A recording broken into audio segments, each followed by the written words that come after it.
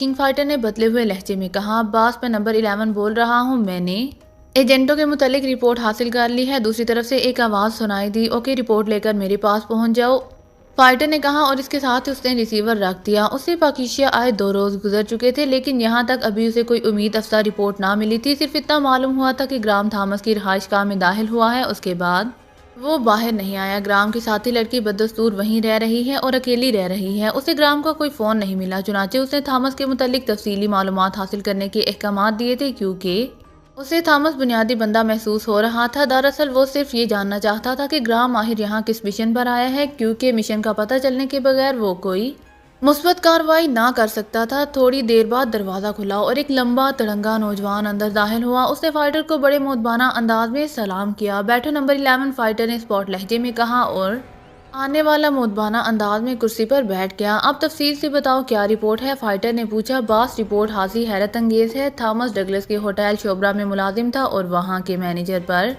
हावी है, और मजीद ये कि थॉमस एक पूरे ग्रुप का इंचार्ज है जिसे एक्शन ग्रुप कहा जाता है, और अब वो होटल छोड़ चुका है। उसने इस्तीफा देकर ये तासुर दिया कि वो बैरून मुल्क जा रहा है, लेकिन वो अपनी रहाइश गाह पर मौजूद है। उसने अपनी रिपोर्ट में से यही महसूस कराया है कि दरअसल थॉमस के मुकामी एजेंटों का सरबराह है, और डगलस की कोठी में थॉमस और इसके ग्रुप ने क्या किया और वहाँ उन सबको कत्ल करके मादाम और उसके ग्रुप की लड़कियों को ले उड़ने में कामयाब हो गए। नंबर 11 ने तफसीली रिपोर्ट देते हुए कहा, ओ ये तो बड़ी अहम रिपोर्ट है, क्या इस थॉमस को यहाँ अगवा करके लाया जा सकता है? फाइटर ने चंद लम्हे सोचने के बाद कहा, हो तो सकता है बॉस, लेकिन इसके लिए हमें खुलकर सामने आना पड़ेगा। थॉमस की रिहाइशगाह पर जोरदार हमला करना पड़ेगा। नंबर 11 ने कहा, नहीं, फिलहाल खुलकर सामने नहीं आना है। जो सिर्फ कार्रवाइयाँ होंगी उनमें मैं सिर्फ मिशन के बारे में जानना चाहता हूँ। फाइटर ने इनकार में सर हिलाते हुए कहा, तो फिर इसकी एक और सूरत भी हो सकती है बॉस, नंबर 11 ने कहा। वो क्या? फाइटर ने चौंकते हुए पूछा।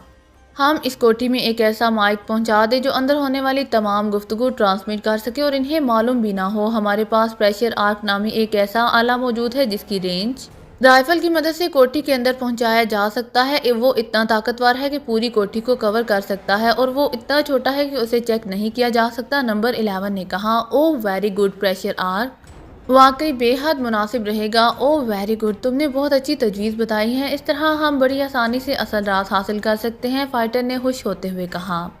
तो फिर इजाज़त है बॉस, ये माइक इस्तेमाल कर लिया जाए, नंबर 11 ने कहा। हाँ बिल्कुल, लेकिन इस काम में एहतियातन का ख्याल रखना ज़रूरी है, उन्हें शक बिल्कुल नहीं होना चाहिए, फाइटर ने कहा। और नंबर 11 सर हिलाता हुआ उठा और कमरे से बाहर निकल गया। उसके जाने के बाद फाइटर चंद लम्हे बैठा सोचता रहा। फिर वो उठा और लिबास बदलने के लिए ड्रेसिंग रूम की तरफ बढ़ गया। उसने शहर की सैर का प्रोग्राम बनाया था। उसने इसका मकसद एक तो शहर के इलाकों और रास्तों से मालूमात हासिल करना था, दूसरा वो यहाँ के लोगों के करीब से देखना चाहता था ताकि उसे मालूम हो सके कि यहाँ के लोगों की आम सोच क्या है, क्योंकि तरक्की याफ्ता ममालिक में तो लोग ज़रा सी बात पर पुलिस से राब्ता कायम कर लेते हैं और इस तरह के मिशन के दौरान हासिल मुश्किलात का सामना करना पड़ता है। अब जबकि उसे रिपोर्ट मिली थी कि पसमानदा मुल्कों के लोग पुलिस के पास जाने से घबराते हैं और अहम तरीन वाक़यात को भी बेतालुकी के अंदाज में नज़रअंदाज कर देते हैं, वो इस रिपोर्ट को खुद चेक करना चाहता था ताकि मिशन के दौरान अगर कोई ऐसा वाक़या पेश आए तो वो लोगों की नफ्सियात को सामने रखकर काम कर सके। चुनाचे थोड़ी ही देर में वो एक मुकामी एजेंट, जिसे उर्फ़े आम में डॉक्टर कहा जाता था, अपने साथ बिठाए रहाइशगाह से निकल आया। उसने डॉक्टर को अपना मकसद बता दिया था, इसलिए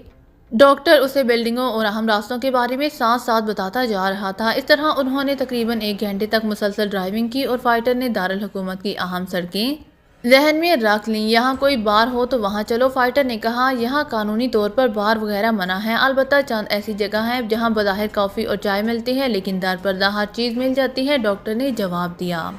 ओके वहीं चलो, फाइटर ने कहा, और डॉक्टर ने कार अगले चौक से दाएं तरफ वाली सड़क पर मोड़ दी। थोड़ी ही देर बाद उसने कार एक जदीद किस्म की इमारत के कंपाउंड में मोड़ दी। वहाँ पहले ही बेशुमार कारें और मोटरसाइकिल मौजूद थे। बाहर कैफे शाइलॉक का न्यून साइन जगमगा रहा था। ये एक ऐसा कैफे है जहाँ हर किस्म की चीज़ वाफर मिकदार में मिल जाती है, डॉक्टर ने कहा। और फिर वो दोनों कैफे शाइलॉक के हाल में दाखिल हो गए। अंदर हासा रश था, लेकिन लोगों का अंदाज हासा मुहज़्ज़बाना था। गैर मुल्कियों की तादाद हासी थी। वो दोनों चलते हुए एक खाली मेज़ पर जा बैठे। दूसरे लम्हे एक वेटर उनके पास आ गया। ऑर्डर सर, वेटर ने बड़े मोदबाना लहजे में कहा। स्पेशल ऑर्डर देना है, डॉक्टर ने वेटर से मुहातिब होकर कहा। ठीक है सर, वेटर ने भी मुस्कुराते हुए जवाब दिया। सर क्या पियेंगे, डॉक्टर ने फाइटर से मुहातिब होकर कहा।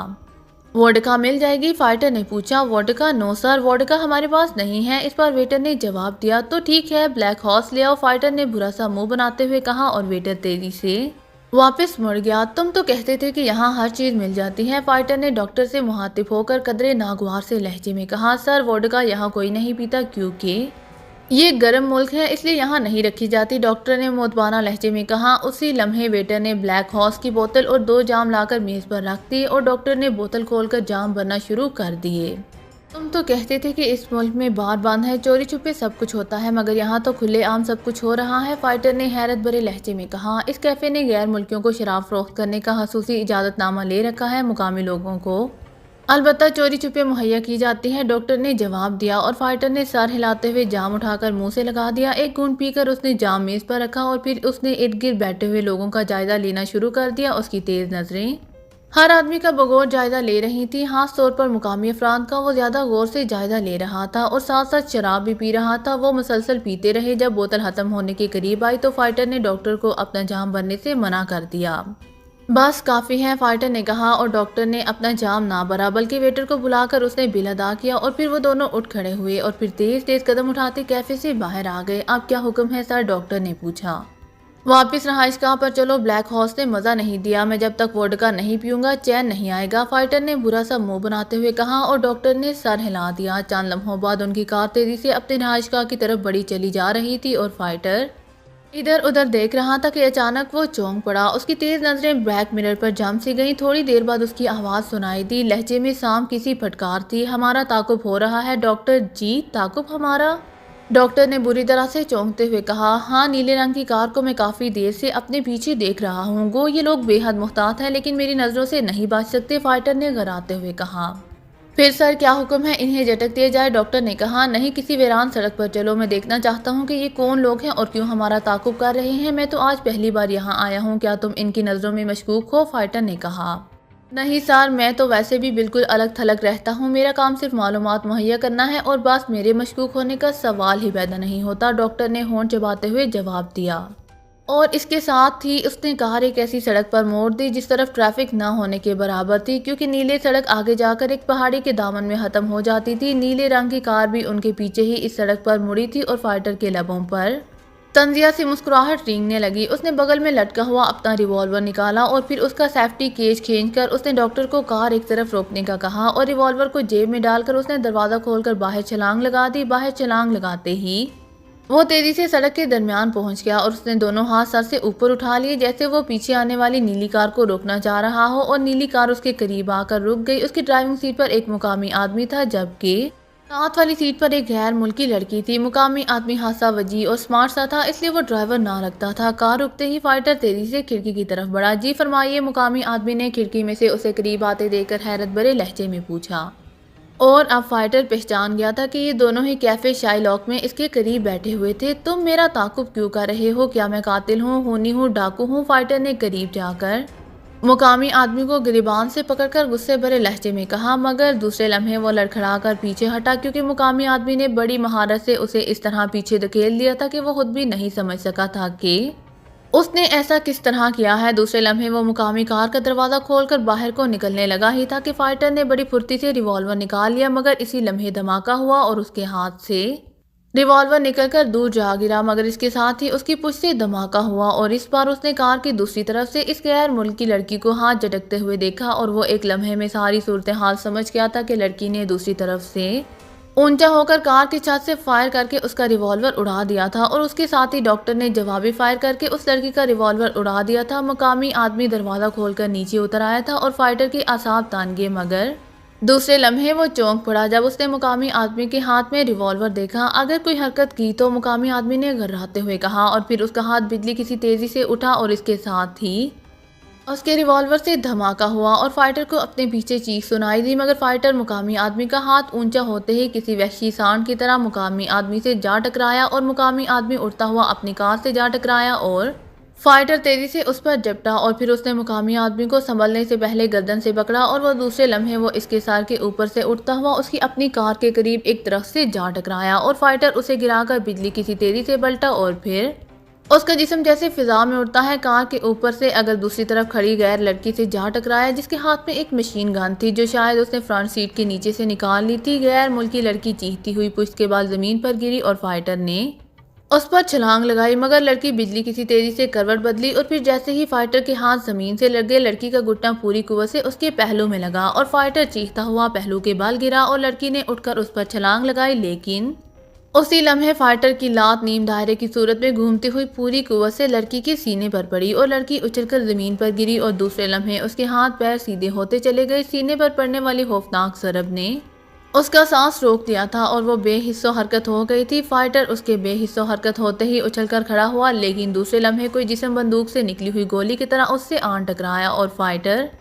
اس زوردار دھکے سے زمین پر گر پڑا اور اس سے ٹکرانے والا جسم لڑکتا ہوا اس کے ساتھ گرا۔ فائٹر نے نیچے گرتے ہی تیزی سے کروٹ بدلی اور اس کے ساتھ ہی اس کا جسم کمان کی طرح مڑا اور وہ الٹی کلابازی کھا کر سیدھا ہوا اور اس کی کلابازی نے اس مقامی آدمی کو چیخ مار کر پیچھے گرنے پر مجبور کر دیا تھا۔ اس کی دونوں ٹانگیں پوری قوت سے اس مقامی کی کھوپڑی پر پڑی تھی۔ فائٹر اچھل کر کھڑا ہوا اور پھر وہ اس مقامی آدمی کی طرف جھپٹا جو اس کی طرف کھا کر پشت کے بال گرا تھا، لیکن مقامی آدمی بھی لڑائی کے فن میں خاصا ماہر تھا کیونکہ نیچے گرتے ہی اس کا جسم نیم دائرے کی صورت میں گھوم گیا اور فائٹر جیسے ہی اس جگہ پہنچا جہاں ایک لمحے پہلے مقامی آدمی کا جسم موجود تھا، مقامی کی دونوں ٹانگیں بجلی کی تیزی سے گھومتی ہوئی واپس آئی اور فائٹر کے پہلو پر اس زوردار طریقے سے پڑی کہ وہ لڑکھڑا کر بھاگتا ہوا نیلی کار سے جا ٹکرایا۔ اس نے دونوں ہاتھ کار سے ٹیک کر اپنے آپ کو ٹکرانے سے بچایا اور پھر تیزی سے مڑا، لیکن اسی لمحے چونک کر سیدھا ہو گیا کیونکہ ڈاکٹر نے اسے اٹھتے ہوئے مقامی کی ٹانگیں پکڑ کر اچانک گھسیٹ لی تھی اور وہ منہ کے بال زمین پر گرا تھا۔ اس مقامی نے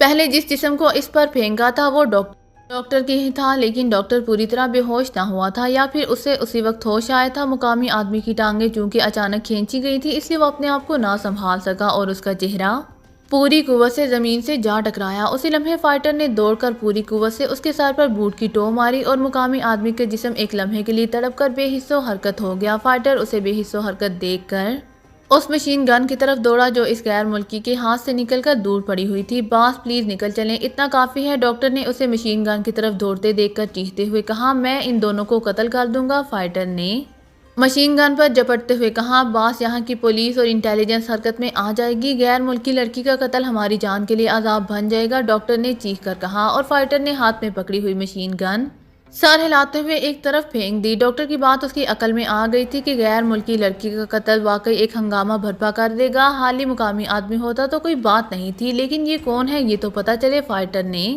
لڑکی کی طرف بڑھتے ہوئے کہا اور پھر اس نے تیزی سے اس کے لباس کی تلاشی لینی شروع کر دی، لیکن وہاں سوائے کچھ رقم کی اور کوئی خاص چیز نہیں تھی۔ ڈاکٹر نے اسی دوران مقامی آدمی کی تلاشی لے ڈالی، لیکن اس کی جیب میں بھی سوائے پرس کے جس میں نوٹ موجود تھے اور کوئی چیز نہ نکلی۔ باس، میں نے کار کا نمبر نوٹ کر لیا ہے، اس کے ذریعے ہم آسانی سے اس کے متعلق معلوم کر لیں گے، ڈاکٹر نے کہا۔ او اچھا ٹھیک ہے، میں بھی فی الحال کسی چکر میں الجھنا نہیں چاہتا، آؤ تو تم بھی تو زخمی ہو، فائٹر نے ڈاکٹر سے مخاطب ہو کر کہا جس کا چہرہ بری طرح سوجا ہوا تھا اور سر سے بھی کافی خون بہہ رہا تھا۔ کوئی بات نہیں سر، زندگی بچ گئی ہے، کافی ہے، ڈاکٹر نے جواب دیا اور پھر وہ دونوں تیزی سے دوڑتے ہوئے اپنی کار میں بیٹھے اور دوسرے لمحے ان کی کار تیزی سے مڑ کر واپس شہر کی طرف دوڑتی چلی گئی۔ ڈرائیونگ سیٹ پر اس پر فائٹر تھا، اس نے خود ہی ڈرائیونگ سیٹ سنبھال لی تھی اور ڈاکٹر ساتھ والی سیٹ پر بیٹھ گیا تھا۔ اس نے رومال نکال کر چہرے کو اچھی طرح صاف کرنا شروع کر دیا تھا کہ دیکھنے والوں کی نظریں اس کے زخمی چہرے پر نہ پڑ سکیں۔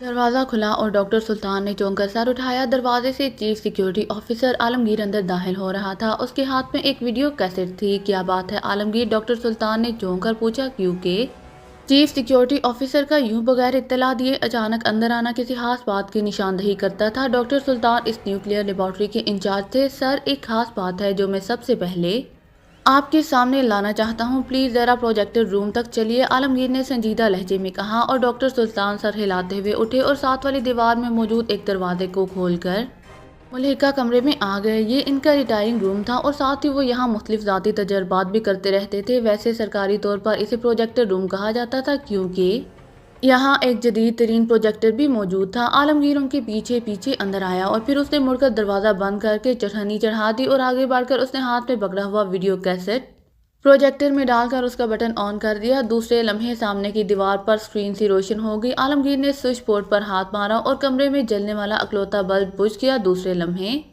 स्क्रीन पर एक मंजर उभर आया कि जीप एक कोठी के दरवाजे पर रुकी और फिर एक मुलाजिम ने उतरकर फाटक की कॉल बेल बजाई। चंद लम्हों बाद एक मुलाजिम बाहर आया। उसने जीप के करीब खड़े होकर सलाम किया और रस्मी कलमात की अदायगी के बाद जीप आगे बढ़ गई और जीप से उतरने वाला शख्स इस मुलाजिम के साथ अंदर चला गया। फिल्म चलती रही और डॉक्टर सुल्तान खामोशी से देखता रहा, मगर इस वक्त स्क्रीन यकलहत साफ हो गई जब उस आदमी के पेट में अचानक दर्द उठा। चंद लम्हों बाद स्क्रीन पर 27 फुट के हरूफ उभरे और इसके बाद फिल्म दोबारा चलने लगी जब वो आदमी कोठी में मौजूद दूसरे आदमी के साथ बैठा हंस कर बातें कर रहा था। उसी लम्हे आलमगीर ने प्रोजेक्टर का बटन ऑफ कर दिया और साथ ही बल्ब भी रोशन कर दिया और प्रोजेक्टर में से वीडियो कैसेट निकाल लिया।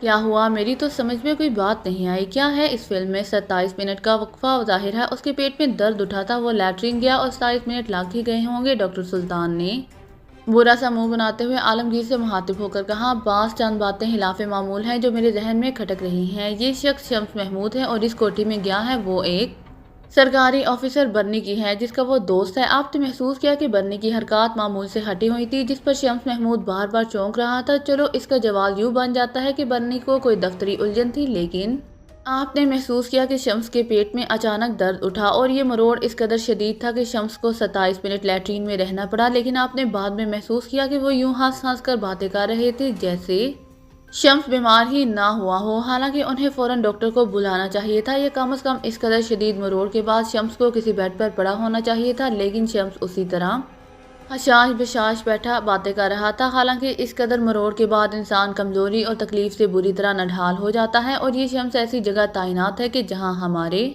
तमाम कीमती फार्मूले और स्टॉक मौजूद हैं और वह जनरल स्टॉक रूम का इंचार्ज है। इस लिहाज से उसका पेट इंतहाई अहम है। आलमगीर ने कहा, ओ गुड, तुम वाकई बेहद ज़हीन हो। जो बातें तुमने सोची हैं वो सरसरी तौर पर तो जहन में आती ही नहीं है, लेकिन इससे तुमने क्या नतीजा निकाला है? डॉक्टर सुल्तान ने चौंकते हुए कहा। अब उसके चेहरे पर भी तशवीश के आसार नुमायां हो गए थे। सर, इसका मतलब है कि कोई गड़बड़ हो गई है। अब मुझे ये तो मालूम नहीं है कि गड़बड़ क्या हो सकती है, इसलिए मैंने सोचा कि आपको रिपोर्ट कर दूं। इसके बाद आप जैसे मुनासिब समझे। आलमगीर ने मोदबाना लहजे में कहा। ये शम्स अभी तक वहीं है? डॉक्टर सुल्तान ने चंद लम्हे खामोश रहने के बाद पूछा। जी हाँ, कल सुबह जीप जाएगी तो उसे ले आएगी, आलमगीर ने जवाब दिया। मेरे ख्याल में हम उसे बाहर ही चेक करा लें तो ज़्यादा बेहतर है, डॉक्टर सुल्तान ने कहा। जी दुरुस्त है, लेकिन इसका क्या तरीक़ाकार होगा? क्या शम्स को फ़ोन किया जाए? आलमगीर ने कहा। फ़ोन पर क्या कहेंगे? डॉक्टर सुल्तान ने कहा। कोई ऐसी बात जिससे पता चल जाए कि गड़बड़ क्या है, आलमगीर ने गोल मोल सा जवाब दिया। या शायद उसके बाद जहन में भी अभी वाज़ेह नहीं थी। नहीं, अगर कोई गड़बड़ हुई भी सही तो वो मुहतात हो जाएंगे, और अगर कोई गड़बड़ ना हुई तो हमारा एक आदमी परेशान होगा। इसके लिए कोई और तरीका सोचना पड़ेगा, लेकिन पहले तो ये सोचा जाए कि आखिर गड़बड़ है क्या, ताकि उसके मुताबिक चेकिंग की जाए। डॉक्टर सुल्तान ने कहा। जहाँ तक मेरा जहन काम करता है सर, मुझे महसूस हो रहा है कि जो शम्स लैट्रीन गया था बाद में वो शम्स सामने नहीं आया, आलमगीर ने होंठ बेंचते हुए कहा। और डॉक्टर सुल्तान उसकी बात सुनकर यूं चौंके जैसे कुर्सी में करंट आ गया हो। काका, क्या तुम क्या कह रहे हो? ये कैसे हो सकता है? ऐसा तो नामुमकिन है। वक्फे के बाद भी तो शम्स ही सामने आया है, डॉक्टर सुल्तान ने बुरी तरह बौखलाए हुए लहजे में कहा। सर, मैंने सिक्योरिटी की खसूसी तरबियत हासिल की हुई है, इसलिए ऐसा होना मेरी नज़र में नामुमकिन नहीं, और अगर वाकई ऐसा हुआ है तो ये हमारे लिए इंतहाई खतरनाक हो सकता है, आलमगीर ने मोदबाना अंदाज में जवाब देते हुए कहा। और डॉक्टर सुल्तान आंखें फाड़े आलमगीर को घूरते रह गए। ओ, अगर ऐसा है तो फिर ये इंतहाई खौफनाक मसला है, इंतहाई अहम। हमारे तमाम हिफाजती इंतजाम धरे के धरे रह सकते हैं। उसकी चेकिंग कैसे हो सकती है? डॉक्टर सुल्तान ने कहा। जैसे आप हुक्म करें। और सर, अगर ऐसा है तो फिर ये खौफनाक बैनुल-अक़वामी साजिश हो सकती है, इंतहाई खौफनाक। आम मुजरिम इस किस्म के इक़दाम नहीं कर सकते, आलमगीर ने सर हिलाते हुए कहा। बैनुल-अक़वामी साजिश? ओ, फिर तो हमें बेहद मुहतात रहना होगा, इंतहाई मुहतात। आज तो तुमने शम्स को चेक कर लिया, लेकिन कल किसी और शम्स को चेक भी नहीं किया जा सकता। मेरे ख्याल में ये केस सीक्रेट सर्विस को रेफर कर दिया जाए, इस तरह कल हम पर कोई इल्ज़ाम नहीं आएगा, डॉक्टर सुल्तान ने होंठ काटते हुए कहा। मगर सर, ये भी तो हो सकता है कि हमारा शुबा गलत साबित हो। ऐसी सूरत में तो सीक्रेट सर्विस के सामने हमारी सिक्योरिटी का भरम खत्म हो जाएगा और बहैसियत चीफ सिक्योरिटी ऑफिसर सारा अताब मुझ पर पड़ेगा, आलमगीर ने परेशान लहजे में कहा। उसे शायद ख्वाब में भी ये तवक्को नहीं थी कि डॉक्टर सुल्तान के सीक्रेट सर्विस को रेफर करने का भी सोच सकते थे। हाँ, ये बात तो है, फिर क्या किया जाए? और ठहरो, मुझे याद आ रहा है कि डॉक्टर दावर ने एक और मीटिंग में किसी इमरान के मुतल्लिक बताया था कि उसने उनकी लेबॉर्ट्री को एक इंतहाई खौफनाक साजिश से बचाया था और इसका कोई ताल्लुक सीक्रेट सर्विस से नहीं है, डॉक्टर सुल्तान ने चौंकते हुए कहा। क्या वो प्राइवेट जासूस है? मगर सर, इस कदर खुफिया लेबॉर्ट्री के सिलसिले में अहम प्राइवेट आदमी से तो ہم بات ہی نہیں کر سکتے، یہ بھی تو جرم ہے، عالمگیر نے جواب دیا۔ اس کے لہجے میں پریشانی تھی۔ او تو پھر کیا کیا جائے، آخر اس کا کیا حل ہے؟ ڈاکٹر سلطان نے بری طرح الجھے ہوئے لہجے میں کہا۔ سر، میرا خیال ہے کہ ہمیں اپنے طور پر اس کی تحقیقات کرنی چاہیے۔ کل جیسے ہی یہ شمس واپس آیا، ہم نے اس کی کڑی نگرانی کریں اور شبہ ہونے کی صورت میں اسے گرفتار کر کے اس سے پوچھ گچھ کی جائے اور پھر اس کے بیان کی روشنی میں آئندہ اقدامات کیے جائیں۔ عالمگیر نے اپنا خیال ظاہر کرتے ہوئے کہا، نہیں، میں کسی مشکوک آدمی کو لیبارٹری میں داخل ہونے کی اجازت نہیں دے سکتا۔ اب جبکہ شمس کے بارے میں ہم مشکوک ہو چکے ہیں، اب اس کا لیبارٹری میں داخل ہونے کا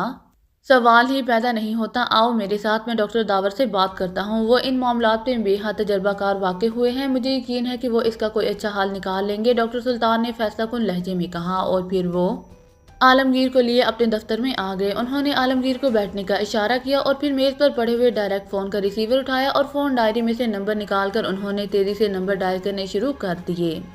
یس PA2 ڈاکٹر داور پلیز۔ رابطہ قائم ہوتے ہی دوسری طرف سے ایک آواز سنائی دی، ڈاکٹر داور سے بات کراؤ، میں ڈاکٹر سلطان بول رہا ہوں۔ ڈاکٹر سلطان نے تحکمانہ لہجے میں کہا، یس سر۔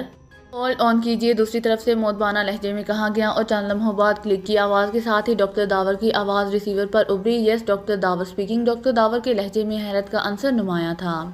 ڈاکٹر داور، میں ڈاکٹر سلطان بول رہا ہوں، ایک اہم اور نازک مسئلہ پیش آ گیا ہے، میں چاہتا ہوں کہ تم اس سلسلے میں ہماری رہنمائی کرو، ڈاکٹر سلطان نے سنجیدہ لہجے میں کہا۔ او مگر میری لائن تو نیوکلیئر نہیں ہے، پھر میں کیسے مدد کر سکتا ہوں، ڈاکٹر داور نے جواب دیا۔ او یہ سائنسی مسئلہ نہیں ہے ڈاکٹر داور، بلکہ ایک انتظامی مسئلہ ہے۔ تمہیں معلوم ہے کہ نیوکلیئر لیبارٹری کی حفاظت اور اسے خفیہ رکھنے کے لیے کس قدر جامع انتظامات کیے گئے ہیں، ڈاکٹر سلطان نے کہا۔ ہاں جانتا ہوں، کیوں، ڈاکٹر داور نے چونک کر پوچھا۔ ہمارے ہاں طریقہ کار یہ ہے کہ ہم لیبارٹری کے اسٹاف کو ہفتے میں صرف ایک روز چھٹی دیتے ہیں، لیکن وہ منظور شدہ جگہ رہ سکتے ہیں اور منظور شدہ آدمی سے مل سکتے ہیں۔ ان کے ساتھ ساتھ ان کے پاس ایک ایسا آلہ ہوتا ہے جو مسلسل انہیں چیک کرتا رہتا ہے اور ان کی حرکات اور آواز ہماری لیبارٹری میں باقاعدہ ریکارڈ ہوتی رہتی ہیں، جسے سیکیورٹی کا عملہ چیک کرتا رہتا ہے۔ اس دوران اگر ممبر کو پرائیویسی کی ضرورت لاحق ہو تو وہ بٹن آف کر دیتا ہے اور رابطہ ختم ہو جاتا ہے، لیکن یہ رابطہ قانون کے مطابق زیادہ سے زیادہ آدھے گھنٹے تک ہو سکتا ہے۔ اس طرح ہم اپنے ہر آدمی کو مسلسل چیک کرتے رہتے ہیں، ڈاکٹر سلطان نے اسے حفاظتی اقدامات کی تفصیل بتاتے ہوئے کہا۔ ویری گڈ، بہت اچھا انتظام ہے، لیکن اب کیا مسئلہ پیدا ہو گیا ہے، ڈاکٹر داور نے انتظامات کی تعریف کرتے ہوئے کہا۔ ہمارے جنرل اسٹور کے انچارج ہیں شمس محمود، وہ کل ویکلی آف پر گئے تو ہمارے چیف سیکیورٹی آفیسر نے اسے چیک کیا اور اس کی حرکات کچھ مشکوک معلوم ہوتی ہیں۔ ابھی صرف شبہ ہے کہ 27 منٹ کے دوران وہ بدل گیا ہے، ڈاکٹر سلطان نے کہا۔ بدل گیا ہے، کیا مطلب، ڈاکٹر داور نے چونک کر پوچھا۔ مطلب یہ کہ 27 منٹ کے وقفے سے پہلے جو شمس محمود تھا وہ اس وقفے کے بعد نہیں ہے، بلکہ ہو سکتا ہے کہ اس کے روپ میں کوئی اور آدمی ہے، لیکن یہ بات صرف شبہ کی حد تک ہے، ڈاکٹر سلطان نے جواب دیا۔ او یہ تو انتہائی سنگین شبہ ہے، وہ آدمی اب کہاں ہے، ڈاکٹر داور نے تشویش سے پر لہجے میں پوچھا۔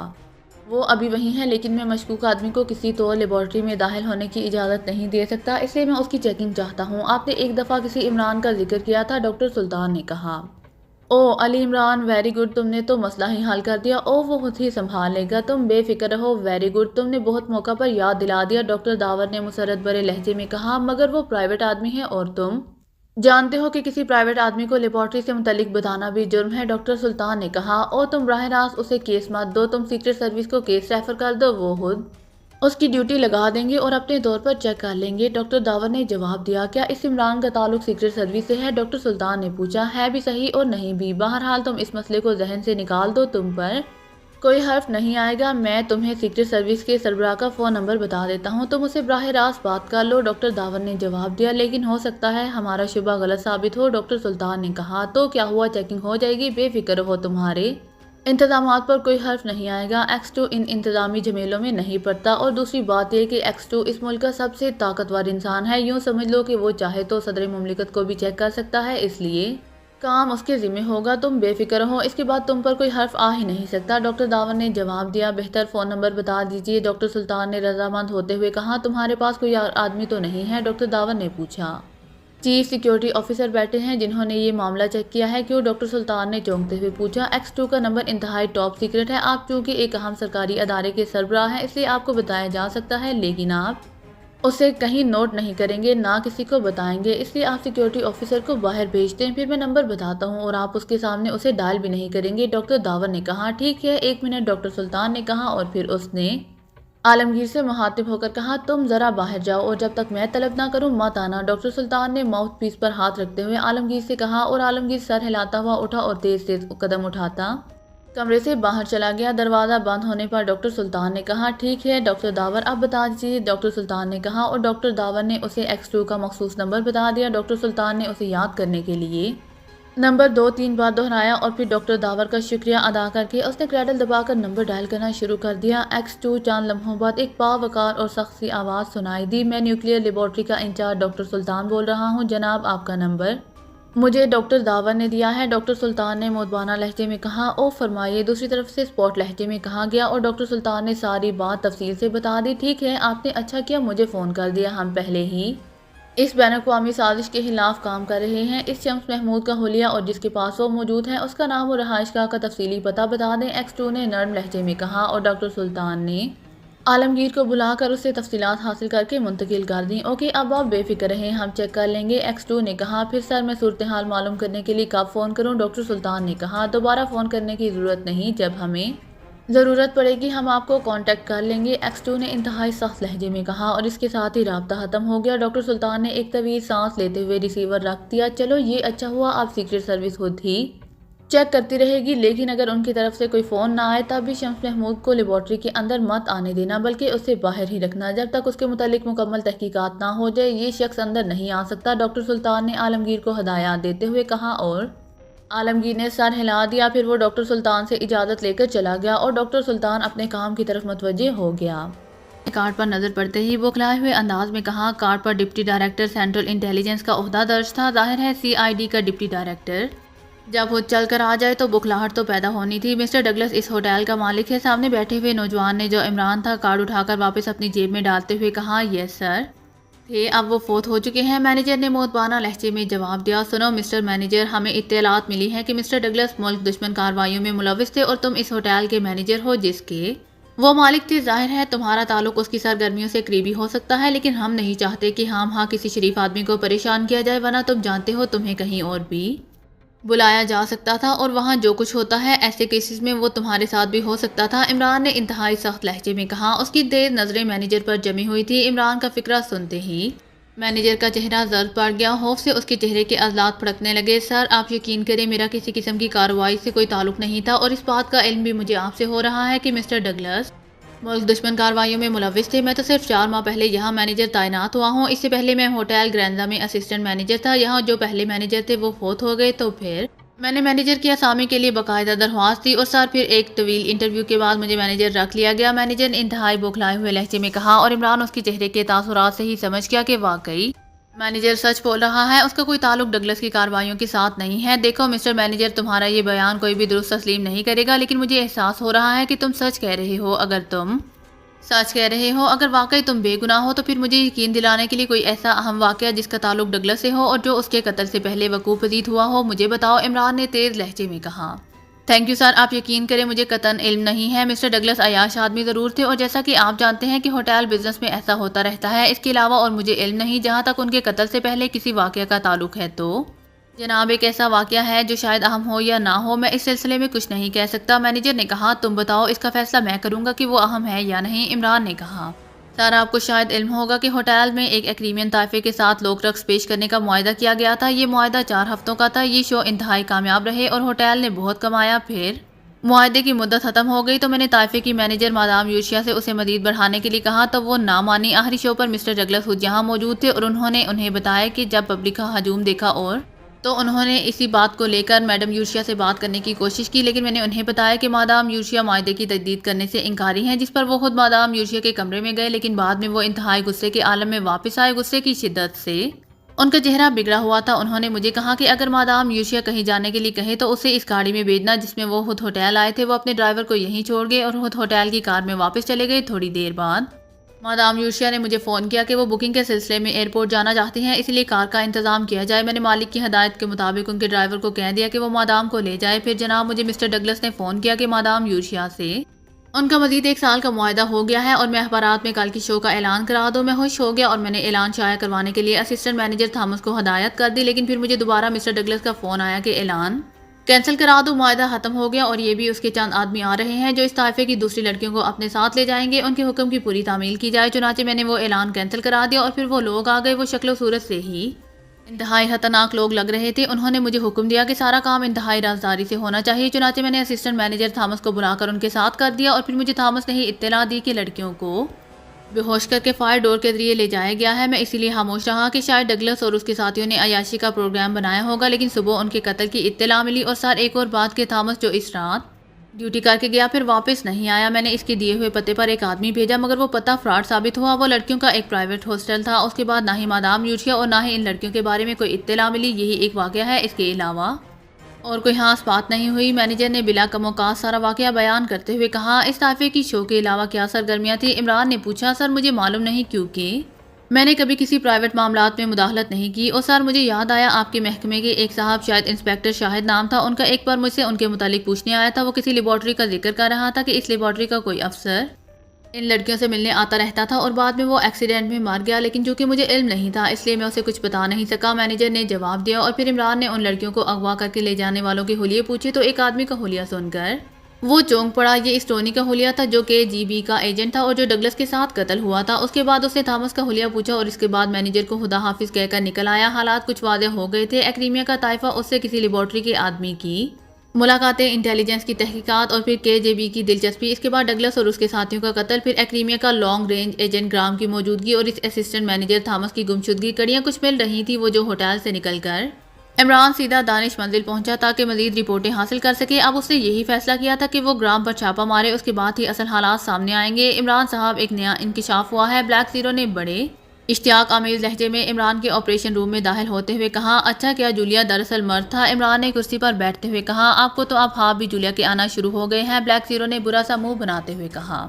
ظاہر ہے تمہارے ہوتے ہوئے خواب بھی آ سکتے ہیں، رقیب روسیہ جو ہوئے، عمران نے مسکراتے ہوئے کہا۔ لیکن بلیک زیرو نے اس کی بات سنے بغیر ڈاکٹر سلطان کے فون کے متعلق بتایا اور عمران بے اختیار کرسی سے اچھل پڑا۔ او تو یہ مسئلہ ہے، او اب مشن کا مسئلہ حل ہو گیا، عمران نے کہا۔ کیا مطلب، کیسا مشن؟ بلیک زیرو نے حیرت بھرے لہجے میں کہا۔ لیکن عمران نے جلدی سے فون اپنی طرف کھینچا اور اس کا ریسیور اٹھا کر تیزی سے نمبر ڈائل کرنے شروع کر دیے۔ یس PA2 ڈاکٹر داور۔ رابطہ قائم ہوتے ہی دوسری طرف سے آواز سنائی دی۔ ڈاکٹر داور سے بات کراؤ، میں علی عمران بول رہا ہوں۔ عمران کا لہجہ بے حد سنجیدہ تھا۔ او عمران صاحب، آپ، بڑے دنوں بعد آپ کی آواز سنی ہے، PA نے دوسری طرف سے بڑے بے تکلفانہ لہجے میں کہا۔ وہ عمران سے اچھی طرح واقف تھا۔ آواز سننا تو تمہاری ڈیوٹی میں شامل ہے، لیکن ساتھ ہی سنوانا بھی۔ جلدی سے ڈاکٹر داور کی آواز سنواؤ۔ مجھے اطلاع ملی ہے کہ ان کی آواز بڑی سریلی ہو گئی ہے۔ میں نے سوچا کہ آج کل ملک میں سریلی آوازوں کی بڑی کمی ہو گئی ہے، چلو ان سے 2-3 غزلیں سن لو۔ عمران کی زبان نہ چاہتے ہوئے بھی چل نکلی غزلیں اور ڈاکٹر داور سے بہت خوب، PA نے زوردار کہا مارتے ہوئے کہا۔ یار جلدی سے ملوا دو ورنہ تمہیں پھر میری غزلیں سننی پڑ جائیں گی۔ عمران نے کہا۔ ابھی لیجیے، PA نے ہنستے ہوئے کہا اور پھر چند لمحوں بعد ہلکی سی کلک کی آواز سنائی دی اور ڈاکٹر داور کی آواز ریسیور پر ابھری۔ Doctor Dawar speaking. Doctor Dawar کا لہجہ بے حد سنجیدہ تھا۔ داور محشر تو سنا تھا، شاید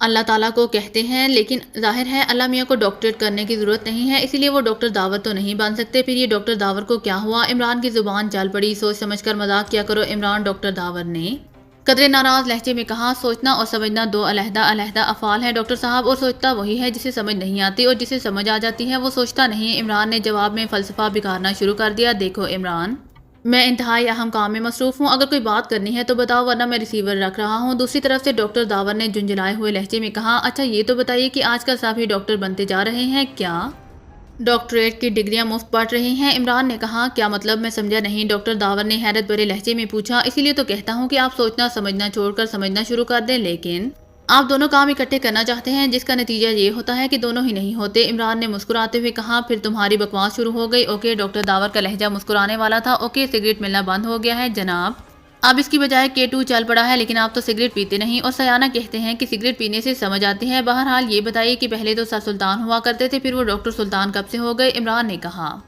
سر سلطان، ڈاکٹر سلطان، ارے او کہیں تم نیو کلر لیبارٹری کے ڈاکٹر سلطان کی بات تو نہیں کر رہے؟ ڈاکٹر داور نے چونکتے ہوئے پوچھا۔ New colour laboratory? New colour یعنی نیا رنگ؟ واہ، تو اب نیا رنگ ساز لیبارٹری میں بھی ڈاکٹروں کی بے روزگاری کا مسئلہ حل ہو گیا، عمران نے منہ بناتے ہوئے کہا۔ تو دوسری طرف سے ڈاکٹر داور کے ہنسنے کی آواز سنائی دی۔ اچھا ترجمہ کیا ہے نیو کلر کا؟ بیچارہ ہلائی سائنسدان سنے تو سر پیٹ کر رہ جائیں، ڈاکٹر داور نے ہنستے ہوئے کہا۔ او اچھا، نیو کلر یعنی ہلائی، او میری انگریزی واقعی بہت کمزور ہے، مجھے ٹیوشن پڑھنی پڑے گی ورنہ میٹرک کی سند بھی نہیں مل سکے گی۔ اچھا چلو نیو کلر ہی صحیح، یہ لیبارٹری کہاں ہے؟ عمران نے مسکراتے ہوئے کہا، یہ انتہائی خفیہ لیبارٹری ہے، اس کے محلے وقوع کا تو مجھے بھی علم نہیں ہے، البتہ میں ڈاکٹر سلطان کو اچھی طرح جانتا ہوں۔ ابھی تھوڑی دیر پہلے انہوں نے کسی مشکوک آدمی کے بارے میں بات کی تھی، اس پر میں نے اسے X2 کا فون نمبر دیا تھا کہ وہ X2 سے بات کرے۔ ڈاکٹر داور نے جواب دیا اور X2 نے اپنی بلا میرے گلے ڈال دی۔ اب پہلے میں انگریزی پڑھوں پھر اس لیبارٹری کو ڈھونڈوں، ویسے اس کا فون نمبر تو بتا دیں، چلے فون پر ہی گزارا کر لیں گے، عمران نے کہا، اور ڈاکٹر داور نے ہنستے ہوئے اسے ڈاکٹر سلطان کا فون نمبر بتا دیا۔ اوکے، اب آپ بڑے اطمینان سے سوچنے اور سمجھنے کا کام کریں، میں ذرا انگریزی پڑھ لوں، خدا حافظ، عمران نے کہا، اور اس کے ساتھ ہی اس نے ہاتھ بڑھا کر ریسیور رکھ دیا۔ آپ نے صرف لیبارٹری کا نام پوچھنے کے لیے اتنی دیر لگائے؟ بلیک زیرو نے ہنستے ہوئے کہا، اب کیا کروں؟ اگر اللہ تعالیٰ نے تمہیں عقل دی ہوتی تو تم اس وقت ڈاکٹر سلطان سے پوچھ لیتے۔ ہاں مجھے انگریزی تو نہ پڑھنی پڑتی، عمران نے جواب دیا، میں پوچھنا تو چاہتا تھا لیکن پھر اس لیے خاموش ہو گیا کہ X2 تو سب کچھ جانتا ہے، اب X2 ہی لیبارٹریوں کا نام پوچھنے بیٹھ جائے تو کچھ اچھا نہیں لگتا۔ بلیک زیرو نے ہنستے ہوئے جواب دیا، اچھا کیپٹن شکیل اور تنویر وغیرہ کی طرف سے کوئی رپورٹ ملی؟ وہ گرام کے گھر کا محاصرہ جو کیے ہوئے تھے، عمران نے کہا، ابھی تک تو کوئی رپورٹ نہیں آئی، بلیک زیرو نے جواب دیا، اور پھر اس سے پہلے کہ عمران کچھ کہتا ٹیلی فون کی گھنٹی بج اٹھی اور عمران نے چونک کر ریسیور اٹھا لیا۔ X2، عمران نے ریسیور اٹھاتے ہی کہا، صفدر بول رہا ہوں جناب، مس جولیا اور میں شدید زخمی ہو گئے ہیں، مس جولیا کو میں ہسپتال پہنچا آیا ہوں، وہ بے ہوش ہیں، ڈاکٹر نے بتایا ہے کہ ضرب لگنے سے ان کی سانس کی نالی پچک گئی ہے اور ان کی حالت خطرناک ہے، میں بھی زخمی ہوں لیکن اتنا نہیں، صفدر نے کہا۔ او ہوا کیا؟ عمران نے پوچھا۔ اس نے بڑی مشکل سے حیرت پر قابو پایا تھا کیونکہ بطور X2 وہ حیرت کا اظہار کم ہی کیا کرتا تھا، اور صفدر نے کیفے شائلاک سے لے کر اپنے بے ہوش ہونے اور پھر ہوش میں آنے کی تمام تفصیل بتا دی۔ اس نے ان دونوں کے حلیے بھی بتا دیے تھے۔ تمہیں اس پر شک کیسے پڑا اور کیا شک پڑا تھا؟ عمران نے پوچھا، کیونکہ صفدر نے کیفے شائلاک سے تعاقب شروع ہونے سے کارروائی بتائی تھی۔ اس نے ساتھ میز پر بیٹھ کر اس نے ووڈکا طلب کی تھی، جس پر میں چونکا تھا کیونکہ اس گرم ملک میں کوئی ووڈکا شراب نہیں پیتا، اور ووڈکا کی طلبی کا مطلب تھا کہ مانگنے والا پہلی بار روسیا سے آیا ہے جہاں انتہائی سرد موسم ہونے کی وجہ سے ووڈکا کا جام پیا جاتا ہے، اور ساتھ ہی یہ بھی کہ اسے یہاں آئے ہوئے زیادہ دن نہیں گزرے۔ پھر اس کے ساتھی نے اسے یہی بات بتائی تھی جس کا مطلب تھا کہ اس کا ساتھی یہاں پہلے سے رہتا ہے، شکل و صورت سے بھی وہ دونوں روسیا ہی لگتے تھے، اور پھر وہ آدمی جس نے ووڈکا مانگی تھی اپنے چہرے مہرے اور چال ڈال سے بھی ہماری ہی لائن کا لگتا تھا۔ بہرحال میں نے مشکوک ہونے پر جولیا کے ساتھ مل کر اس کے تعاقب کا پروگرام بنایا تاکہ اس سلسلے میں مزید تسلی کی جائے۔ اپنی طرف سے ہم نے تعاقب میں بے حد احتیاط کی لیکن اس نے چیک کر لیا اور پھر وہ بڑی دیدہ دلیری سے ہم پر چڑھ دوڑا۔ اس کے لڑنے کا انداز بتا رہا تھا کہ وہ اس معاملے میں انتہائی ماہر ہے، البتہ اس کا ساتھی کمزور تھا، لیکن بعد میں نہ جانے وہ ہمیں کیوں زندہ چھوڑ کر چلا گیا ہے، ہو سکتا ہے کہ کوئی ادھر آ گیا ہو اور انہیں بھاگنا پڑا ہو، صفدر نے کہا، اور عمران صفدر کی ذہانت کی دل ہی دل میں داد دینے لگا کیونکہ اس کا تجزیہ 100% درست تھا۔ اس کی کار کا ماڈل نمبر عمران نے پوچھا اور صفدر نے کار کا رنگ اور ماڈل نمبر بتا دیا۔ اوکے میں چیک کر لوں گا، تم آرام کرو، عمران نے کہا اور ہاتھ بڑھا کر ریسیور رکھ دیا۔ یہ کون ہو سکتا ہے؟ بلیک زیرو نے کہا، میرا خیال ہے گرام کے مقابلے میں روسیا نے اپنا کوئی سپر ایجنٹ بھیجا ہے، بہرحال تم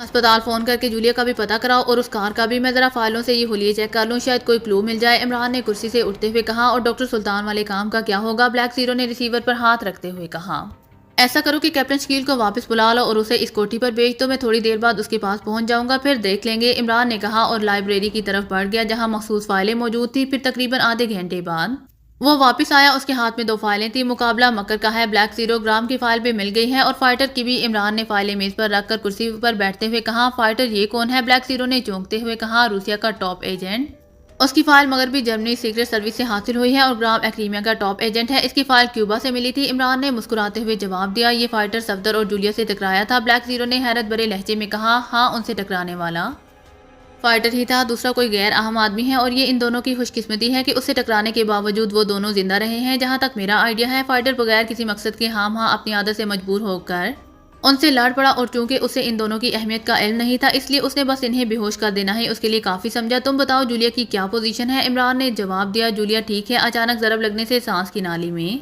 ہلکا سا دباؤ آ گیا تھا جو اب ٹھیک ہو چکا ہے، جولیا کل فارغ ہو جائے گی، اور کار کا نمبر جعلی ہے، اس نمبر کی کوئی کار رجسٹرڈ نہیں ہے، بلیک زیرو نے کہا، ہونی بھی نہیں چاہیے، ہماری ٹیم کی کاریں کون سے رجسٹرڈ ہوتی ہیں، بہرحال میں دیکھ لوں گا، پہلے ڈاکٹر سلطان سے بات کر لوں، عمران نے کہا، اور پھر اس نے ریسیور اٹھا کر نمبر ڈائل کرنے شروع کر دیے۔ یس ڈاکٹر سلطان اسپیکنگ۔ چند لمحوں بعد دوسری طرف سے ایک پروکار آواز سنائی دی، X2 اسپیکنگ، عمران نے مخصوص لہجے میں کہا، یس سر۔